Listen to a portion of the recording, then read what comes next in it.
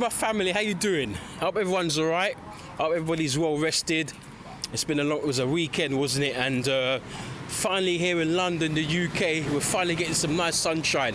As you can see, I'm on the road, so it's not the usual familiar surroundings of when I do my streams and so on at home. You see the telly the behind me, and sometimes I put books up there of the icons and so on. But I hope you're all fine. Don't forget, if you're new around there, subscribe to the channel, Chrissy B Motep. Like all our videos, share them, and leave your comments down below, because we love to hear from you, because you're very important to us. We want to hear what you think about our posts. And for those of you who have subscribed already, we thank you so much. For those of you who share our videos, we thank you so much, as well as, of course, liking the videos. Anyway, we're here to talk about, what is Rasta? I get this question very, very often. What is Rasta? What does it mean to be a Rasta? A lot of people, they come up to me, sometimes I'll go all over the UK and so on. Even sometimes I go overseas and people are asking me, are you a Rasta? And they ask me questions, especially people like of different persuasions, different colours and so on. Someone's asking me questions about Rasta, and someone's getting it mixed up. They seem to think that Bob Marley is like the king of Rasta and so on, and I've got to someone's correct them. A Rasta is a man or a woman, because you've got Rasta women as well, who really uphold, let's just say, there's some of the words that can't come to me right now. I'm on the road, I've got to keep looking and so on. But to be a Rasta is more or less, you uphold, the leadership of Haile Selassie, I the first. That's one of the main things, because of course the Rasta is bordered on his name. Because Rasta, let's not forget, Haile Selassie was born Ras Makanen, and when he got crowned, Ras Makanen, and then when he got crowned on November the 2nd, 1930, alongside Empress Menen, he then became known as Haile Selassie I the First. Bob Marley, in some of his songs and some of his interviews and other reggae icons of Rasta persuasion, they speak about the coronation, and some of them might even incorporate Rasta themes and some bits and pieces into their songs and into their lyrics. But that's first and foremost how I see it. You've got to uphold the sovereignty of Haile Selassie I the First. Yeah, that's what you've got to do, uphold it. And then, of course, it's all you live as well. Selassie, for those of you who love your history, Ethiopia has never been conquered. Selassie's father, he fought at the Battle of Adwa in March of 1896, and I'm going to do a program about that soon, about the Battle of Adwa. I'm going to do a program about that very soon. And he fought in that battle with the Italians, because the Italians wanted to take over Ethiopia, and they wanted Ethiopia to be colonized. And because the Ethiopians were underdogs, because the Italians came with the armory, they came with their horses and those days, and all of their weaponry, and they also outnumbered the Ethiopians, as well as they had better soldiers, or when I say better, not better, but more qualified. So I was reading about it, more qualified soldiers and more battle-hardened soldiers. And the Italians, the Ethiopians, even though they were good, they withstood all of that Italian pressure and actually won the Battle of Adwa. And that was one of the ways how they kept the Italians away from coming into Ethiopia and colonizing the country. And of course, Selassie was also up against it some years later in the 30s against Mussolini, who for a second time the Italians wanted to come into Ethiopia, and then of course Selassie stood firm. And I'm going to do a program about that one as well, because people are wondering, why did he leave from Ethiopia and go into Israel, and so and also Empress Menen left Ethiopia, went to Israel, and then he came over here as well, Selassie, and he got help from the British at that time, the British establishment. But he was attacked it because he had to do it to come away from there. But he won the war, didn't he? He won it. The Ethiopians won for a second time against the Italians to keep them off of Ethiopian soil. I said Selassie was a part of that. And so Ethiopia stood on, but we're probably slightly drifting. But, as I said, to be a Rasta more or less means you uphold his sovereignty, you respect his ways, And even though he's not, the divine God, I'm going to stop here for a few minutes because I'm walking up to the road here to get some stuff up at the local Sainsbury's. Yeah. Even though he's not God, he's a man. Selassie was a man. He was born in 1892 and he passed away, or some say he was assassinated. I read about he was assassinated in I've gone and seen 2 years. I've seen 74 and I've seen 75. But I always tend to go with what I see first. And the first year I saw, when I was reading about 30 years ago when I was reading about him, and about him, was 1974. So I tend to go with 1974. And that's more or less, in a nutshell, the fundamental first thing of a Rasta. You respect Haile Selassie, you uphold his sovereignty, and you try to live in his way, because he was also a man who spoke some very good words, some words of wisdom, and he gave lots of encouragement to people. And people took the words of encouragement and ran with it, and started to use it themselves to actually educate people in that sense also.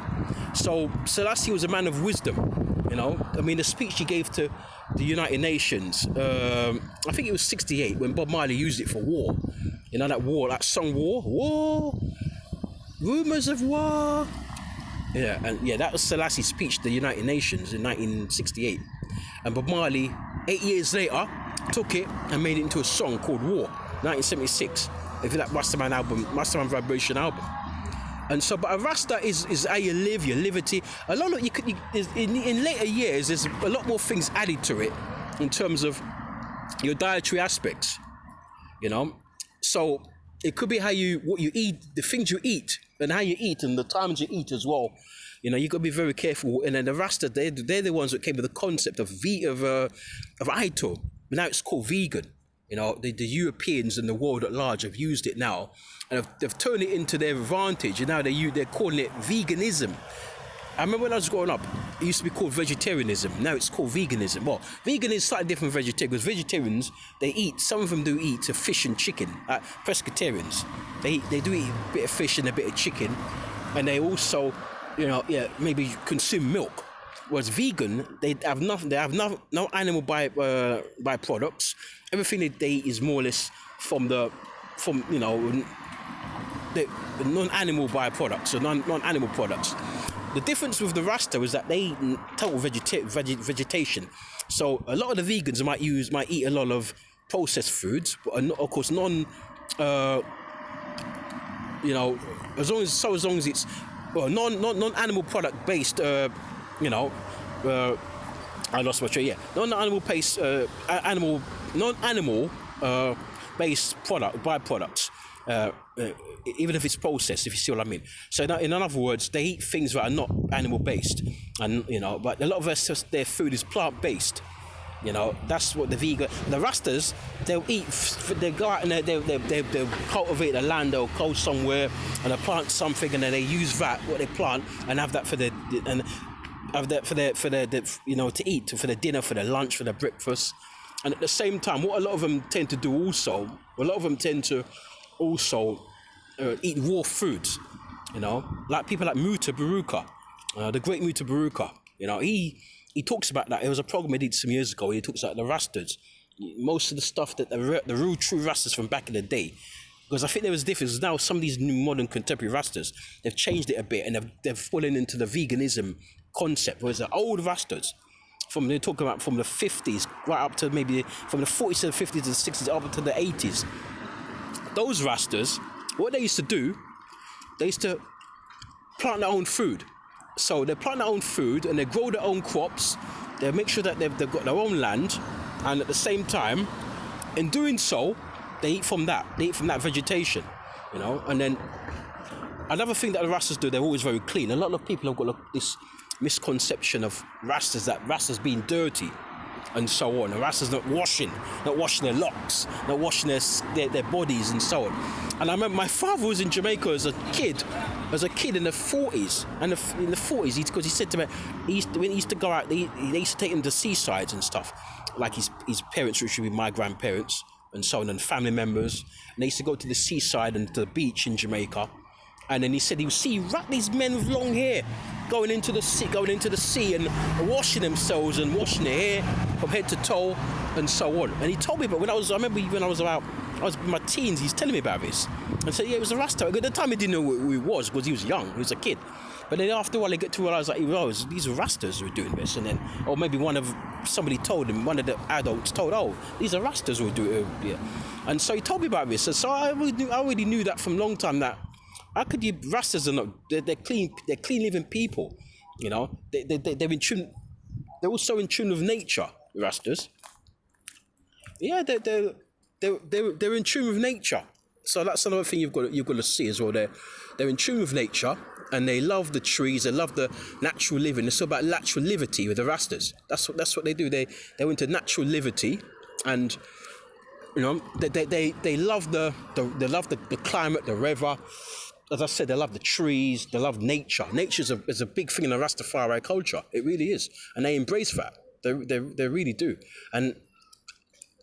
And even in the days, I remember a friend of mine was saying to me, this friend of mine is actually an elder because he's probably now in his 70s. He was in Jamaica like my dad back in the day when the Rastas were kind of like, the movement was kind of still young. So this would be maybe in the 50s, 60s, around that time. Even though my dad can go back to the 40s, this guy probably goes back to but he told me stuff that my dad sort of like told me, and then even some stuff my dad didn't tell me, he told me that as well. And maybe my dad knew it, but he didn't. My dad only told me so much because sometimes for time and stuff. And he said to me that one thing that the Rastas did, that they never lived in houses. That's another thing. They never lived in houses. Rastas lived outside. They lived outdoors. You know, they never lived in houses. And he was telling me these things. He was telling me that the real true Rastas of the early Rastas, they never lived in houses. They lived outdoors. He was telling me this, you know. And so all of these things, and not a lot of people talk about these things. Not a lot of people, I don't know if they don't know it, maybe they don't know it, or they've forgotten it and whatnot. But you don't hear these things very often from the commentators, because they've never really studied about it. And maybe they know it, but they've forgotten it. So it's sort of like eludes them. It comes out the memory, and they, you know, as time gets on, as people get older, they forget things and so on, and that could be part of it as well.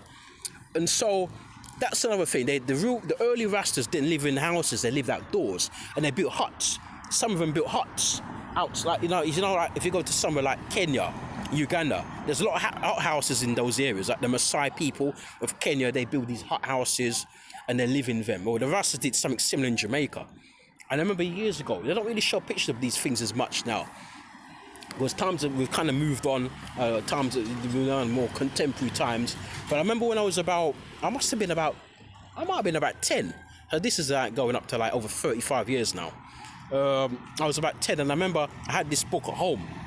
It wasn't my book, it was a friend of mine who gave me this book. It was about the history of the Caribbean. And there was like a lot of old pictures from the Caribbean and so on in it. And then I remember seeing these houses. Then I remember seeing it said Rastafari houses. Yeah. And so, but I've never seen anything like that again. That was the last time I've seen anything like that. I'm just looking to see, because I want to stand over here in this corner, you know. Yeah. So, and that's basically in a nutshell, you know. And yeah, what is a Rasta? As I said, upholding Haile Selassie as the leader. He's like the Rasta God, but he's not God himself, because he's a man. And even some years ago, when he was alive, he went somewhere, and some of the Rastas were saying, proclaiming, I can't get my words out, proclaiming him as God. And he said, no, I'm not God, and so on. But he really knew that there was a cult following of him in the Caribbean, especially in Jamaica. But it kind of just spread to other parts of the Caribbean. Then there was a place in Kenya, and a place, I heard this, some place in South Africa, that there was a little sect of Rastas in South Africa, as well as in Kenya.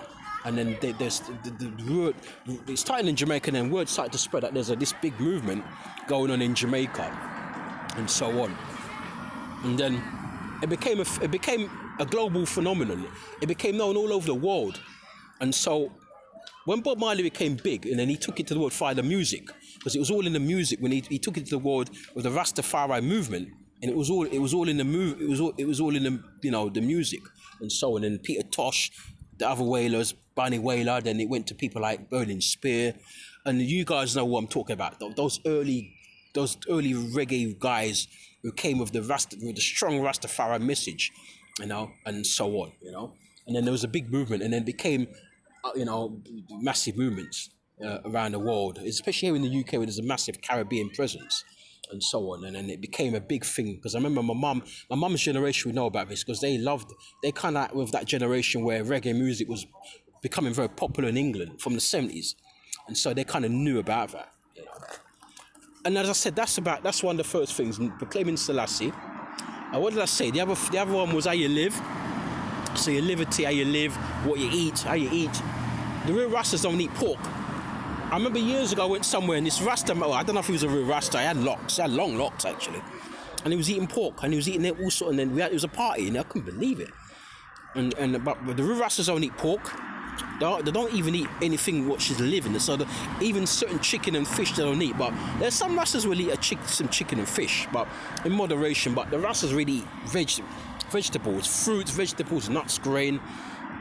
And if you look in the Bible, for those of you who believe in the Bible, I think there's some truths in the Bible. There's some lies, some fabrication going on in there somewhere. But if you look at our so-called earlier ancestors, the foods they mention in the Bible, like nuts, grain, wheat, vegetables, and so on. Those are some of the early cuisines and some of the early foods that our ancestors ate in the Middle East, in Israel, and so on, where the Bible was first written. The Rastas, their diet, more or less consisted of a lot of that. So wheat grain, wheat grain, no processed foods. Not much cooked food, vegetables, greens, obviously, vegetables, salads, fruits, nuts, and that's what they ate. They ate those foods, you see, and there you go in a nutshell. So how you live, how you view the world, how you view the world, and of course Rastafari is also, I didn't mention this before, being a Rasta also entails, upholding Marcus Garvey's philosophy. Because Marcus Garvey came and he taught us about the ins and outs and the do's and don'ts, and as a black person, what you need to do and to put your race first and so on. And even though as years have gone on, a lot of people have changed from that tack. They've become more, how can I say, more ingrained in the modern societies around the world. They've become more ingrained and they've mixed more with other races of people. Whereas back in those days, because black people's backs were against the wall, black people tended to stick together more often, so everybody was more together and so on. But whereas now it's more multicultural, it's more cosmopolitan.